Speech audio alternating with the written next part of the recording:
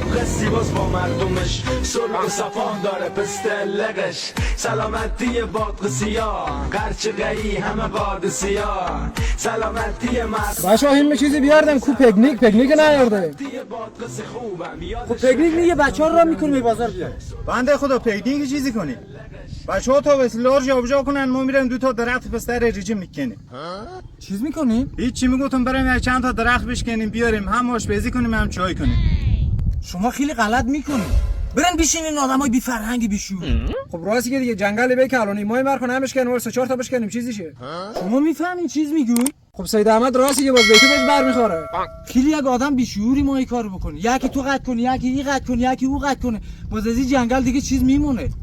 دیگه مردم سه که خود جنگل و طبیعت چندی دوستن ما شما سه مثلا کدام مردم مثلا مردم خارج ما کو خجالت کشون که خارجای بی غیرت به ما شما الگو باشون شما هر چیزی رو زو یاد گیریم با شما شرم و خجالت هم چیزی میفهمین شما کو خجالت نمیکشین یاریم خجالت میکشون که همیشه خارجی‌ها رو مثال میزنین خب و اگه داخل جنگل درختار قد نکنن یا داخل طبیعت و شهر آشغال نمیریزن او بی غیرتا میترسن بابا زکی میترسن ای دولت خب این راست میگه اگه ما شما غیرت و افغانی بودن ما تو جای نشون ندیم باز کجا نشون تیم دیگه حالا تو غیرت داری ما که هستیم افغانیم هیچ چیزی نمیترسیم اکو غیرت داری بره مرد یک ذره یاخه قلم کن اگه اون یاخر به حالا تو چند جره واسه داری باش براست شاخه درخت قلم کن حالا کیسه تو نمره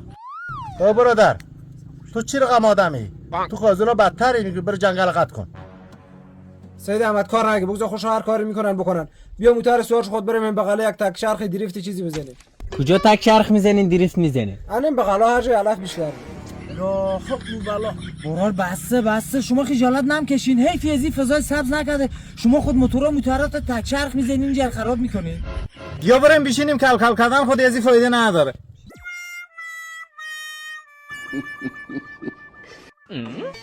خب بگید برو ماشاءالله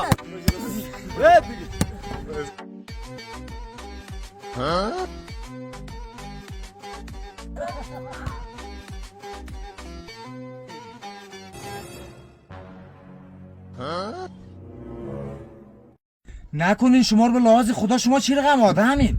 شما با ما هر جا راستم شد آشغالات رو فرتی میندازین